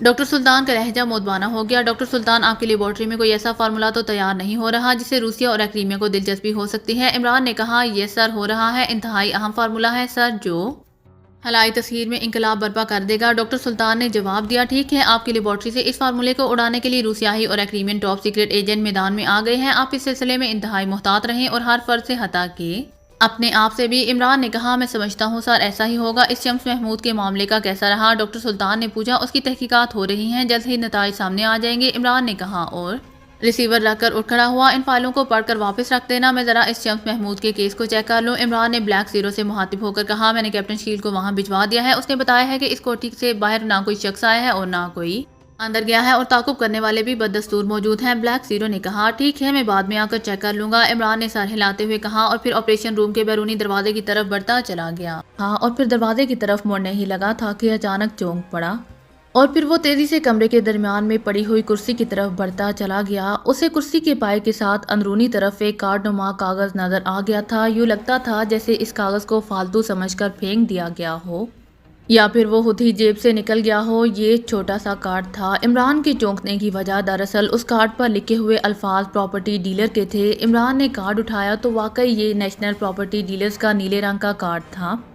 نیشنل پراپرٹی ڈیلرز کے متعلق وہ اچھی طرح جانتا تھا کہ ان کا وسیع و عریض اور اونچے پیمانے کا کاروبار ہے، جو بڑی بڑی کوٹھیوں کی خرید و فروخت اور انہیں کرائے پر چڑھانے کا کاروبار کرتے ہیں، اور ظاہر ہے بنی یا شمس محمود کو کوٹھی کرائے پر لینے یا خریدنے کی کوئی ضرورت نہیں تھی۔ اس کا مطلب تھا کہ یہ کارڈ ان لوگوں کی جیب سے نکلا ہے جو یہاں موجود تھے۔ عمران نے کارڈ جیب میں ڈالا اور پھر تیزی سے پھاٹک کی طرف بڑھا۔ کیپٹن شکیل اس کے ساتھ تھا کہ اچانک پھاٹک پر ایک جیپ رکی، اور دوسرے لمحے عمران کے حلق سے ایک طویل سانس نکل گئی۔ جیپ میں سے سپرنٹینڈنٹ فیاض اور 4-5 سپاہی اترے تھے۔ ان کا انداز ایسا تھا جیسے وہ چھاپا مارنے آئے ہوں۔ ارے سپر فیاض، تم اور یہاں؟ واہ واہ، میں بھی سوچ رہا تھا کہ آج سواری نہیں ہے، کوئی ایسا آدمی مل جائے جس سے لفٹ حاصل ہو سکے۔ عمران نے سپر فیاض کو دیکھتے ہی ہانک لگائی، اور سپر فیاض یوں ٹھٹک کر رک گیا جیسے اس کے قدم زمین نے پکڑ لیے ہوں۔ تم اور یہاں؟ سپر فیاض نے بوکھلائے ہوئے لہجے میں کہا۔ ہاں کیوں، کیا میں یہاں نہیں آ سکتا؟ کوئی پرائیویٹ جگہ ہے؟ عمران نے قریب آ کر بڑے انداز سے آنکھ مارتے ہوئے کہا۔ شٹ اپ، میں اس وقت ڈیوٹی پر ہوں، اور مجھے اعلیٰ حکام سے ہدایات ملی ہیں کہ اس کوٹھی میں موجود اشخاص کو فوری طور پر گرفتار کر لیا جائے، سپر فیاض نے بڑے کرخت لہجے میں کہا۔ تو کر لو گرفتار، کوٹھی میں کوئی موجود ہوگا تو گرفتار کرو گے، اب تم دیواروں کو تو ہتھکڑیاں پہنانے سے رہے، عمران نے مسکراتے ہوئے کہا۔ تم تو موجود ہو، سپر فیاض نے ہون کاٹتے ہوئے کہا۔ میں تو خود کوٹھی والوں سے ملنے آیا تھا، جب یہاں کسی کو نہ پایا تو واپس جا رہا تھا، عمران نے سنجیدہ لہجے میں جواب دیا۔ یہ وضاحتیں اعلیٰ حکام کے سامنے کرنا، مجھے تو یہی حکم ہوا ہے کہ جو کوٹھی میں ہو اسے گرفتار کر لیا جائے، اور کوٹھی میں تم اور یہ آدمی موجود ہیں۔ سپر فیاض شاید موقع سے فائدہ اٹھانا چاہتا تھا۔ اس طرح تو کوٹھی میں تم بھی موجود ہو اور تمہارے سپاہی بھی، عمران نے کچھ سوچتے ہوئے کہا، اور اس کی دلیل سن کر کیپٹن شکیل بے اختیار ہنس پڑا۔ شٹ اپ، ہنستے ہو، گرفتار کر لو انہیں، میں دیکھتا ہوں کہ سپر فیاض کیپٹن شکیل کے ہنسنے پر ہتے سے ہی اکھڑ گیا۔ ارے دھیرے سپر فیاض، کیوں اپنی نوکری کے پیچھے پڑے ہوئے ہو؟ سنو، تمہیں کس نے یہ ہدایات دی ہیں کہ تم یہاں چھاپا مارو؟ عمران نے اس بار انتہائی سنجیدہ لہجے میں کہا۔ تم کون ہوتے ہو پوچھنے والے؟ سپر فیاض نے چڑھ کر جواب دیا، اور پھر اس سے پہلے کہ عمران جواب میں کچھ کہتا، ایک اور جیپ گیٹ کے سامنے آ کر رکی، اور اس میں سے دو نوجوان نیچے اترے اور تیز تیز قدم اٹھاتے اندر آ گئے۔ سپر فیاض مڑ کر انہیں دیکھنے لگا۔ ہمارا تعلق ایک حکومتی خفیہ لیبارٹری سے ہے، میں وہاں کا چیف سیکیورٹی آفیسر عالمگیر ہوں، ایک سپرنٹینڈنٹ فیاض صاحب ہیں، آگے چلنے والے نوجوان نے سپر فیاض سے مخاطب ہو کر کہا۔ ہاں ہوں، کیوں؟ سپر فیاض نے حیرت بھرے لہجے میں کہا۔ آپ کے باس کو میں نے ہی فون کیا تھا کہ اس کوٹھی کو چیک کیا جائے، کیونکہ یہاں لیبارٹری کا ایک اہم آدمی آیا اور پھر وہ غائب ہو گیا۔ البتہ اس کی گھڑی یہیں رہ گئی ہے جو ان صاحب کی جیپ میں ہے، میں وہ گھڑی لینے آیا ہوں، عالمگیر نے عمران کی طرف اشارہ کرتے ہوئے کہا۔ او اچھا، یہ کوئی خاص گھڑی ہے؟ عمران نے جیب میں ہاتھ ڈال کر گھڑی نکالتے ہوئے کہا، جو اس نے کمرے کی میز سے اٹھا کر جیب میں ڈال لی تھی۔ آپ کون صاحب ہیں؟ کیا آپ بھی انٹیلیجنس سے متعلق ہیں؟ عالمگیر نے سنجیدہ لہجے میں کہا۔ تمہارا باس کون ہے؟ عمران نے یکلہت پوچھا۔ ڈاکٹر سلطان صاحب۔ کیوں؟ عالمگیر نے بے حیالی میں ہی جواب دیا۔ انہوں نے کسی کو فون کیا تھا، نام نہیں لیا، تاکہ شمس محمود کے سلسلے میں تحقیقات کی جائے، کیونکہ اس کے متعلق مشکوک رپورٹ ملی تھی۔ 27 منٹ کا وقفہ اور بعد میں اس کی حرکات۔ مجھے انہوں نے بھیجا ہے، جس کو ڈاکٹر سلطان نے فون کیا تھا۔ میرا نام علی عمران ہے اور یہ میرے ساتھی ہیں، عمران نے تعارف کراتے ہوئے کہا، اور سپر فیاض حیرت سے ان دونوں کی شکلیں دیکھتا رہ گیا۔ او ٹھیک ہے سر، میں سمجھ گیا، عالمگیر نے فوراً مؤدب ہوتے ہوئے جواب دیا، کیونکہ ڈاکٹر سلطان کے حوالے سے وہ سمجھ گیا تھا کہ عمران اور اس کے ساتھی کا تعلق سیکرٹ سروس سے ہے۔ اور وہ انٹیلیجنس کے سامنے ظاہر نہیں ہونا چاہتے تھے۔ یہ گھڑی رکھ لو، میرا خیال ہے اس سے تم چیک کرتے رہتے ہو، عمران نے گھڑی عالمگیر کی طرف بڑھاتے ہوئے کہا۔ یس سر، عالمگیر نے گھڑی ہاتھ میں لیتے ہوئے کہا۔ میں جب پہلے آیا تو وہ برنی اور اس کا ملازم ملا، اس نے بتایا کہ شمس محمود بیمار ہے اور آرام کر رہا ہے۔ اس نے مجھے اندر نہیں آنے دیا، چنانچہ میں واپس چلا گیا اور پھر اپنے ساتھی کے ساتھ جب دوبارہ یہاں پہنچا تو یہ کوٹھی خالی تھی۔ اس دوران سپر صاحب تشریف لائے اور اب ہمیں یہ گرفتار کرنے پر تلے ہیں تاکہ خانہ پوری کی جا سکے۔ بہرحال آپ ڈاکٹر سلطان صاحب سے کہہ دینا کہ ہم جلد ہی اصل صورتحال کا سراغ لگا لیں گے، عمران نے سنجیدہ لہجے میں کہا اور پھر وہ تیزی سے پھاٹک کی طرف بڑھ گیا۔ یس سر، میں پیغام دے دوں گا، عالمگیر نے مودبانہ لہجے میں کہا اور عمران سر ہلاتا ہوا آگے بڑھتا چلا گیا۔ کیپٹن شکیل بھی اس کے پیچھے تھا اور سپر فیاض حیرت سے آنکھیں پھاڑے دیکھتا رہ گیا۔ عمران نے گفتگو ہی ایسی کی تھی کہ اس کے بعد شاید سپر فیاض کو اس کی گرفتاری کا حوصلہ ہی نہ پڑا تھا، اور ویسے بھی اب غیر آدمی درمیان میں آ گئے تھے اور سپر فیاض عمران کو اچھی طرح جانتا تھا کہ اب اگر اس نے گرفتاری پر اصرار کیا تو عمران نے اس کی ایسی بے عزتی کرنی ہے کہ وہ ان لوگوں سے ہمیشہ کے لیے منہ چھپاتا پھرے گا۔ چنانچہ وہ خاموش کھڑا رہا۔ عمران اور کیپٹن شکیل تیز تیز قدم اٹھاتے کوٹھی سے باہر نکلے اور پھر تھوڑی دیر بعد وہ پارکنگ میں اپنی اپنی کاروں تک پہنچ گئے۔ کیپٹن شکیل، اب تم واپس جاؤ، میں خود X2 کو رپورٹ دے دوں گا، عمران نے اپنی کار میں بیٹھتے ہوئے کہا اور کیپٹن شکیل نے سر ہلا دیا۔ عمران نے کار پارکنگ سے نکالی اور پھر تیزی سے کالونی سے نکل کر اس طرف بڑھنے لگا جہاں نیشنل پراپرٹی ڈیلرز کا دفتر تھا۔ مختلف سڑکوں سے گزرنے کے بعد وہ اس بلڈنگ کے سامنے پہنچ گیا جس میں یہ دفتر واقع تھا۔ عمران نے کار ایک طرف پارک کی اور خود سیڑھیاں چڑھتا ہوا اوپر والی منزل کی طرف بڑھنے لگا۔ اوپر والی پوری منزل پراپرٹی ڈیلر کے مختلف شعبوں کے دفاتر پر مشتمل تھی۔ عمران ایک بار پہلے بھی یہاں آ چکا تھا۔ ایک دروازے پر مینیجر کی تختی لگی ہوئی تھی اور اس دروازے کے باہر ایک بڑی بڑی مونچھوں اور کرخ چہرے والا چپراسی کھڑا ہوا تھا۔ عمران تیز تیز قدم اٹھاتا جیسے ہی بند دروازے کی طرف بڑھا، چپراسی نے ہاتھ اٹھا کر اسے روک دیا۔ کس سے ملنا ہے آپ کو؟ چپراسی کا لہجہ خاصا کرخ تھا۔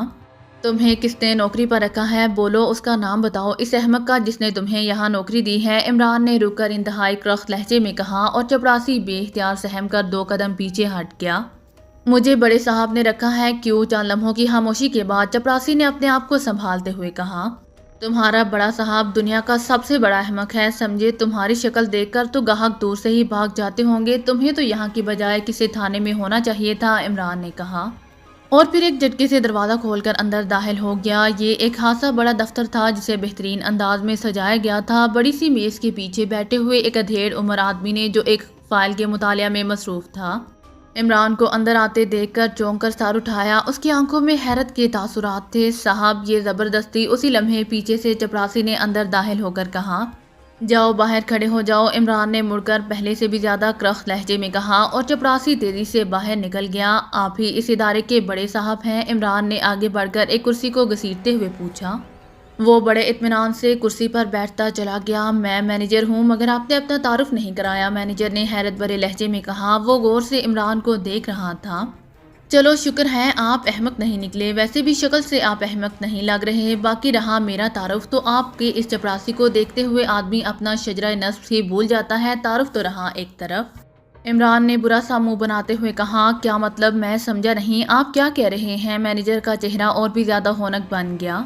جناب، میں نے آپ کے چپراسی سے پوچھا تھا کہ کس احمق نے تمہیں یہاں نوکری دی ہے، بھلا اس کی یہ بڑی بڑی مونچھیں اور اس کا شفاف چہرہ دیکھ کر تو گاہک اندر آنے کی جرات ہی نہیں کرے گا، اور ظاہر ہے ایک کمرشل ادارے میں جب گاہک نہیں آئیں گے تو ادارہ ہاک چلے گا۔ اسی لیے میں نے پوچھا تھا کہ وہ کون سا احمق ہے جس نے یہ ادارہ بند کرانے کے لیے تم جیسا چپراسی رکھا ہے۔ اس نے بتایا کہ بڑا صاحب، اور آپ فرما رہے ہیں کہ آپ بڑے صاحب نہیں بلکہ مینیجر ہیں، عمران نے پوری طرح وضاحت کرتے ہوئے کہا اور مینیجر بے اختیار ہنس پڑا۔ آپ کی بات واقعی درست ہے، میں اس سے آج ہی ٹرانسفر کرا دیتا ہوں۔ ویسے اب تو آپ جرات کر کے آ گئے ہیں، اب تو آپ اپنا تعارف کروا دیجئے، مینیجر نے بڑے خوشامدانہ لہجے میں کہا۔ ایسا نہ ہو کہ میرا تعارف سنتے ہی چپراسی کے ساتھ ساتھ آپ بھی اپنا ٹرانسفر کرا جائیں۔ بہرحال اب آپ اصرار کر ہی رہے ہیں تو پھر یہ کارڈ دیکھ لیجئے۔ عمران نے جیب میں ہاتھ ڈال کر ایک تعارفی کارڈ نکالا اور اسے مینیجر کے سامنے پھینک دیا۔ مینیجر نے کارڈ اٹھا کر دیکھا اور دوسرے لمحے اس کے چہرے پر بوکھلاہٹ کے آثار ابھر آئے۔ ظاہر ہے کارڈ پر لکھا ہوا additional director general central intelligence کا عہدہ اسے بوکھلانے کے لیے کافی تھا۔ او آپ فف فف فرمائیے، مینیجر نے ہکلاتے ہوئے کہا۔ میں نے کہا نہیں تھا کہ آپ تعارف نہ پوچھیے، اب آپ اٹھ کر بھاگنے ہی والے ہیں۔ بہرحال اطمینان سے تشریف رکھیے، میں ایک معمولی سے مسئلے کے لیے آیا ہوں، عمران نے مسکراتے ہوئے کہا۔ جی جی فرمائیے، میں کیا خدمت کر سکتا ہوں؟ پہلے یہ بتائیے کہ آپ ٹھنڈا پئیں گے یا گرم؟ مینیجر ابھی تک اپنے آپ کو سنبھال نہیں سکا تھا۔ جی یہ آپ اپنے چپراسی سے ہی منگوائیں گے؟ عمران نے کہا۔ جی ہاں، فی الحال تو یہی لے کر آئے گا، ویسے وہ بہت ہوشیار آدمی ہے، مینیجر نے جواب دیا۔ لیکن اگر آپ ٹھنڈا منگوائیں گے تو اس کے خوف سے وہ گرم ہو جائے گا، اور گرم منگوائیں گے تو وہ دہشت سے ٹھنڈا ہو جائے گا، اسی لیے فی الحال رہنے دیں، عمران نے کہا، اور مینیجر بے اختیار مسکرا دیا۔ بہتر، فرمائیے میں آپ کی کیا خدمت کر سکتا ہوں؟ مینیجر نے مودبانہ لہجے میں کہا، اور عمران نے جیب سے وہی نیلے رنگ والا کارڈ نکالا اور اسے مینیجر کی طرف پھینکتے ہوئے کہا۔ ایک اہم سرکاری مسئلے میں یہ کارڈ شامل ہے، اس کے متعلق تفصیلات چاہیے کہ یہ کارڈ کس سے ایشو کیا گیا ہے، اور سنیے، آپ جانتے ہیں کہ سینٹرل انٹیلیجنس کیا ادارہ ہے، اسی لیے براہ کرم ایک تو مکمل اور درست تفصیلات بتائیے، اور دوسری بات یہ کہ اس کے متعلق آپ کے علاوہ اور کسی کو علم نہیں ہونا چاہیے، ورنہ آپ کا چپراسی تو کجا، آپ کا پورا ادارہ ہی ملک کے عدم کو ٹرانسفر ہو سکتا ہے، عمران نے سنجیدہ لہجے میں کہا۔ جناب میں سمجھتا ہوں، ویسے بھی ہمارا کمرشل ادارہ ہے، ہم حکومت سے ہر ممکن تعاون کے خواہش مند ہیں، میں ابھی معلوم کر دیتا ہوں، مینیجر نے جواب دیا، اور پھر اس نے میز پر پڑے ہوئے انٹرکام کا ریسیور اٹھایا اور ایک نمبر پریس کر دیا۔ مسٹر گلراز رینڈ فائل نمبر 114 لے کر میرے پاس آئیے، جلدی، مینیجر نے تحکمانہ لہجے میں کہا، اور انٹرکام کا ریسیور رکھ دیا۔ ابھی سر تمام تفصیلات معلوم ہو جاتی ہیں، مینیجر نے دانت نکالتے ہوئے کہا، اور عمران نے سر ہلا دیا۔ چند لمحوں بعد اندرونی دروازہ کھلا اور ایک نوجوان ہاتھ میں ایک فائل اٹھائے اندر داخل ہوا۔ اس نے مودبانہ انداز میں مینیجر کو سلام کیا، اور پھر بڑے ادب سے فائل مینیجر کے سامنے رکھ کر وہ ایک طرف کھڑا ہو گیا۔ آپ جائیے، فائل پہنچ جائے گی، مینیجر نے اس نوجوان سے کہا، اور نوجوان سلام کر کے واپس چلا گیا۔ مینیجر نے فائل کھولی اور پھر اس کے صفحے پلٹنے شروع کر دیے۔ ایک صفحے پر وہ رکا، اس نے ایک نظر کارڈ پر ڈالی اور پھر عمران سے مخاطب ہو کر کہنے لگا، یہ کارڈ کوٹھی نمبر 512 گلشن اقبال کالونی کا ہے جناب، اور یہ کوٹھی 1 سال قبل مسٹر تھامس کو کرائے پر دی گئی تھی، اور اس کا 5 سال کا کرایہ ایڈوانس جمع ہے جناب، مینیجر نے تفصیلات پڑھتے ہوئے کہا۔ کیا اس کارڈ پر کچھ لکھا ہوا ہے جس سے آپ نے یہ تفصیلات معلوم کر لی ہیں؟ عمران نے پوچھا۔ جی ہاں، اس پر ایک نمبر 114/12 لکھا ہوا ہے، ایسے کارڈ دراصل جائیداد کی چابی کے ساتھ منسلک ہوتے ہیں۔ R114 کا مطلب ہے رینٹ فائل نمبر 114 اور 12 خانہ نمبر ہے، یہ دیکھیے، مینیجر نے کارڈ اٹھا کر اس کے ایک کونے میں لکھے ہوئے مدھم سے نمبر عمران کو دکھاتے ہوئے کہا۔ یہ نمبر اتنے مدھم تھے کہ پہلے عمران کی نظروں میں نہ آئے، لیکن اب غور سے دیکھنے پر صاف پڑے جا رہے تھے۔ ٹھیک ہے، یہ فائل دکھائیے، عمران نے سر ہلاتے ہوئے کہا، اور مینیجر نے فائل اٹھا کر عمران کے سامنے رکھ دی۔ عمران نے دیکھا کہ واقعی خانہ نمبر 12 میں وہی تفصیلات تھیں جو مینیجر نے عمران کو بتائی تھیں۔ تھامس کا پتہ وہاں ساؤتھ کالونی لکھا ہوا تھا، اور یہ وہی پتہ تھا جس کے متعلق کیپٹن شکیل نے گراہم کی نسبت اطلاع دی۔ اس سے صاف ظاہر تھا کہ ان کا ایک اہم اڈا نظروں میں آ گیا تھا۔ تھینک یو مسٹر مینیجر، میری ہدایات یاد ہے نا؟ عمران نے کارڈ کو اٹھا کر واپس جیب میں رکھتے ہوئے کہا۔ وہ کرسی سے اٹھ کھڑا ہوا۔ یس سر، آپ بے فکر رہیں، مینیجر نے بھی اٹھ کر کھڑے ہوتے ہوئے بڑے مودبانہ لہجے میں کہا۔ اس کے ساتھ ہی عمران سر ہلاتا ہوا مڑا اور پھر دروازہ کھول کر باہر آ گیا۔ اس نے چپراسی کی طرف کوئی توجہ نہ دی، بلکہ تیز تیز قدم اٹھاتا سیڑھیاں اترتا چلا گیا۔ گرام، تھامس اور مارتھم گٹر لائن طے کرنے کے بعد ایک اور دہانے سے باہر نکلے۔ سب سے پہلے تھامس نے اوپر چڑھ کر ڈھکن کو ہٹایا اور پھر اس نے سر باہر نکالا۔ دوسرے لمحے اس کے چہرے پر مسرت کے آثار ابھر آئے۔ اس دہانے کے ساتھ ہی نیلے رنگ کی ایک بڑی کار موجود تھی جو اس کے ایکشن گروپ کی تھی، اور ایکشن گروپ کے 4 آدمی اس دہانے کے ارد گرد موجود تھے۔ آ جائیے باس، جلدی کیجیے، یہ شاہراہ عام ہے، ایکشن گروپ کے ایک آدمی نے کہا، اور تھامس تیزی سے باہر آ گیا۔ اس کے بعد گرام باہر نکلا اور آخر میں مارتھم، وہ تینوں ہی اصل شکلوں میں تھے۔ انہوں نے راستے میں ہی اپنے میک اپ صاف کر لیے تھے۔ باہر آتے ہی وہ تینوں اس نیلے رنگ کی کار میں سوار ہو گئے، جبکہ ایکشن گروپ کا ایک آدمی ڈرائیونگ سیٹ پر بیٹھ گیا۔ باقی تینوں افراد ذرا فاصلے پر کھڑی ہوئی ایک سیاہ رنگ کی کار میں بھاگ کر سوار ہوئے، اور پھر دونوں کاریں آگے پیچھے چلتی ہوئیں اس چوڑی گلی سے نکل کر بڑی سڑک پر پہنچ گئیں۔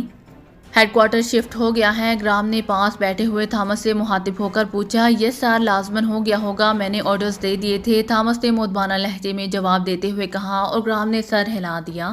اب ہمیں ڈائریکٹ ایکشن لینا ہوگا، ہماری تمام پلاننگ فیل ہو گئی ہے۔ چند لمحوں کی خاموشی کے بعد گراہم نے کہا، لیکن سر اس لیبارٹری کے اندر داخل ہونا تو ناممکن ہے، ہماری پلاننگ تو بالکل بے داغ تھی، لیکن نہ جانے کس طرح لیبارٹری والوں کو شک پڑ گیا۔ تھامس نے سر ہلاتے ہوئے کہا، وہ لوگ ہماری توقع سے کہیں زیادہ ہوشیار واقع ہوئے ہیں، ہم اب تک انہیں احمق سمجھ رہے تھے، لیکن اب مجھے احساس ہے کہ یہ لوگ احمق نہیں ہیں۔ اب میں ایک اور بات سوچ رہا ہوں، گرام نے کہا۔ وہ کیا؟ تھامس نے چونک کر پوچھا۔ حکومت میں کوئی تو ایک ایسا آفیسر ہوگا جو اس لیبارٹری میں جا سکتا ہوگا۔ ایسے آفیسر کو ڈھونڈ کر اگر اس کا میک اپ کر لیا جائے تو لیبارٹری میں نہ صرف داخل ہوا جا سکتا ہے بلکہ وہاں سے وہ فارمولا اور اس سائنسدان کو بھی باہر نکالا جا سکتا ہے۔ گرام نے تجویز پیش کرتے ہوئے کہا، او ویری گڈ باس، آپ واقعی بے حد ذہین ہیں، یہ انتہائی شاندار تجویز ہے۔ مجھے معلوم ہے وزارت سائنسی ریسرچ کے چیف سیکرٹری ایچ ایم جام باز ہیں، وہ بالکل آپ کی قد و قامت کے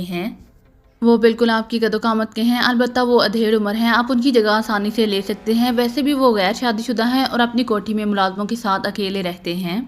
ملک کی تمام سائنسی لیبارٹریاں ان کے انڈر ہیں، تھامس نے خوشی سے اچھلتے ہوئے کہا، اور گرام کا چہرہ خوشی سے کھل اٹھا۔ اسی لمحے کار ایک عظیم الشان کوٹھی کے گیٹ پر رک گئی۔ گیٹ کھلا ہوا تھا۔ یہ گیٹ کیوں کھلا ہوا ہے؟ تھامس نے گیٹ کو کھلا دیکھ کر بری طرح چونکتے ہوئے کہا، اور پھر جب کار پورچ میں جا کر رکی اور وہ تیزی سے باہر نکلے تو ان کے چہرے دیکھنے والے تھے۔ برآمدے میں 4 افراد لاشوں کی صورت میں پڑے ہوئے تھے۔ ان کے جسم گولیوں سے چھلنی تھے، اور پھر وہ سب دوڑتے ہوئے اندر کمروں میں گئے تو ان پر جیسے حیرتوں کے پہاڑ ٹوٹ پڑے۔ ہر طرف لاشیں ہی لاشیں پڑی ہوئی تھیں۔ مادام یوشیا کے گروپ کی تمام لڑکیاں بھی لاشوں کی صورت میں تبدیل ہو چکی تھیں۔ البتہ مادام یوشیا غائب تھی، اور پھر وہ سب 2 لاشوں کو دیکھ کر ٹھٹک گئے۔ یہ دونوں اجنبی افراد تھے۔ او، یہ تو ڈاکٹر کی لاش ہے، KGB کے انفارمرز کی۔ میں اسے جانتا ہوں، تھامس نے چونکتے ہوئے کہا۔ اور KGB کا سن کر گرام کا چہرہ پھڑکنے لگا۔ لاشوں کے جسم ابھی گرم تھے، اس کا مطلب تھا کہ انہیں مرے ہوئے زیادہ دیر نہیں گزری۔ اسی لمحے انہوں نے دور سے پولیس گاڑیوں کے سائرن سنائی دیے جو تیزی سے نزدیک آتے جا رہے تھے۔ پولیس آ رہی ہے، نکلو یہاں سے جلدی، تھامس نے چیختے ہوئے کہا، اور وہ سب تیزی سے واپس اپنی کاروں کی طرف دوڑے۔ لیکن پولیس گاڑیوں کے سائرن اب سر پر پہنچ چکے تھے، اور پھر دوسرے لمحے پولیس گاڑیاں سائرن بجاتی ہوئی آ گئیں۔ او، یہ کہیں اور جا رہے ہیں، تھامس نے اطمینان کا سانس لیتے ہوئے کہا۔ ہو سکتا ہے انہیں کوٹھی کے صحیح محل وقوع کا علم نہ ہو، جلدی نکل چلو، گرام نے چیخ کر کہا۔ اور وہ سب اس کے کہنے پر جلدی سے دوبارہ کاروں میں سوار ہوئے، اور چند لمحوں بعد دونوں کاریں مڑ کر تیزی سے پھاٹک سے باہر نکلیں اور ایک طرف بڑھتی چلی گئیں۔ وہ اس سمت کی مخالف طرف گئی تھیں جدھر پولیس کی کاریں گئی تھیں۔ کچھ فاصلہ طے کرنے کے بعد وہ ایک سینما ہاؤس پہنچے تو گرام نے کاریں روکنے کے لیے کہا، اور انہوں نے سینما کی وسیع و عریض پارکنگ میں کاریں موڑ کر روک دیں۔ کیا تم KGB کے ہیڈ کوارٹر کو جانتے ہو؟ گرام نے تھامس سے پوچھا۔ جی ہاں، جانتا ہوں، وہ ریبٹ روڈ کی ایک رہائشی بلڈنگ میں ہے، لیکن ہم 4-5 افراد وہاں کیسے داخل ہو سکتے ہیں؟ ہمارے باقی ساتھی تو مارے جا چکے ہیں، تھامس نے بجھے بجھے لہجے میں جواب دیتے ہوئے کہا۔ اسی لمحے پولیس کاریں سائرن بجاتی واپس آتی دکھائی دیں، اور پھر وہ اس کوٹھی کے گیٹ پر رک گئیں جس میں سے ابھی وہ باہر آئے تھے۔ دیکھا، اگر ہم مطمئن ہو جاتے تو پھنس گئے تھے، اب یہاں سے نکل چلو۔ ہمیں فوراً KGB کے اڈے پر چھاپا مارنا ہے۔ وہ لوگ مادام کو اپنے ساتھ لے گئے ہیں، اس کا مطلب ہے کہ انہیں ہمارے مشن کی سنگن مل گئی ہے، اور اب وہ مادام سے اصل مشن حاصل کرنا چاہیں گے، گرام نے تیز لہجے میں کہا۔ مگر سر، ہم کس طرح؟ تھامس نے احتجاج کرتے ہوئے کہا۔ شٹ اپ، میرے سامنے بزدلی کی باتیں مت کرو، میں قیامت بن کر ان پر ٹوٹ پڑوں گا۔ تم کسی طرح اسلحے کا بندوبست کر سکتے ہو، گرام نے کہا۔ اسلحہ تو مل جائے گا، ہماری کاروں کی سیٹوں کے نیچے خفیہ اسلحہ موجود ہے، تھامس نے جواب دیا۔ تو آؤ، اس سے پہلے کہ وہ لوگ مادام سے مشن کا راز حاصل کریں، ہم ان پر قیامت بن کر ٹوٹ پڑیں۔ اب اس کے سوا اور کوئی چارہ بھی نہیں ہے، گرام نے واپس کار میں سوار ہوتے ہوئے کہا، اور تھامس نے اپنے ساتھیوں کو اشارہ کیا اور وہ بھی کار میں سوار ہو گئے۔ چند لمحوں بعد دونوں کاریں آندھی اور طوفان کی طرح ریبٹ روڈ کی طرف اڑی چلی جا رہی تھیں۔ فائٹر کا چہرہ مسرت اور کامیابی سے کھلا پڑ رہا تھا۔ اس کا ڈائریکٹ ایکشن کافی کامیاب رہا تھا، اور صرف وہ اپنے آدمی ضائع کر کے وہ نہ صرف ایکریمیا کے پورے ہیڈ کوارٹر کا خاتمہ کرنے میں کامیاب ہو گیا تھا، بلکہ وہ مادام کو بھی زندہ لے آنے میں کامیاب تھا۔ مادام کو بلیک روم میں پہنچا دیا گیا ہے، سر، نوجوان نمبر 11 نے کمرے میں داخل ہوتے ہوئے کہا۔ تم باہر کا خیال رکھنا، وہ گرام اور تھامس وغیرہ ہیڈ کوارٹر میں موجود نہیں تھے۔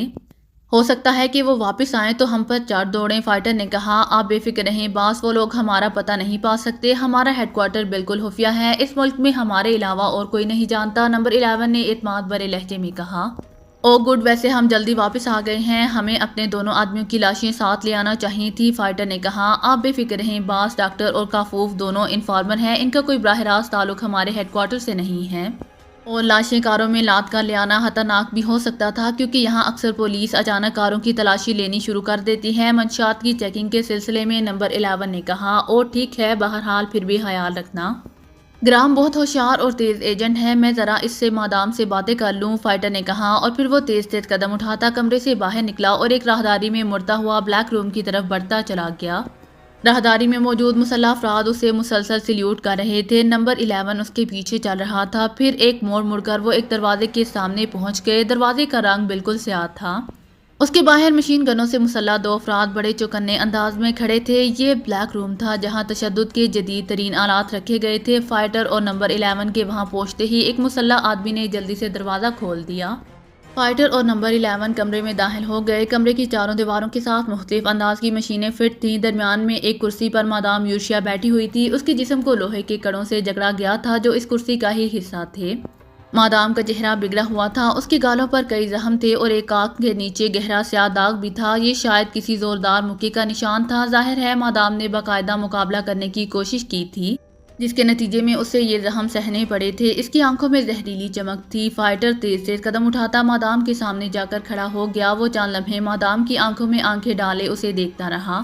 دوسرے لمحے اس کا دایاں ہاتھ بجلی کسی تیزی سے گھوما اور چٹاخ کی زوردار آواز سے مادام کی گردن گھوم گئی۔ فائٹر کا زوردار تھپڑ اس کے منہ پر پڑا تھا۔ تھپڑ اتنا زوردار تھا کہ مادام کے منہ سے خون کی لکیر بہہ نکلی۔ اس کے گال پر انگلیوں کے نشانات ابھر آئے تھے۔ تمہیں شاید عورتوں پر ہاتھ اٹھانے کا شوق ہے۔ تم جیسے مرد ہی دراصل مردوں کے لیے توہین کا باعث بنتے ہیں، مادام نے انتہائی زہریلے لہجے میں کہا۔ اس کی آنکھوں سے نفرت کی چنگاریاں سی نکل رہی تھی۔ تم جیسی عورتیں ہوتی ہی اس قابل ہیں کہ انہیں رون دیا جائے مادام یورشیا، اور یہ بات بھی کان کھول کر سن لو کہ میں تمہارے ساتھ کوئی رعایت نہیں کروں گا۔ ہاں اگر تم رعایت چاہتی ہو تو مجھے بتاؤ کہ تمہارا یہاں کیا مشن تھا اور تم نے گرام کو کیا معلومات مہیا کی ہیں، فائٹر نے انتہائی کرخت لہجے میں کہا۔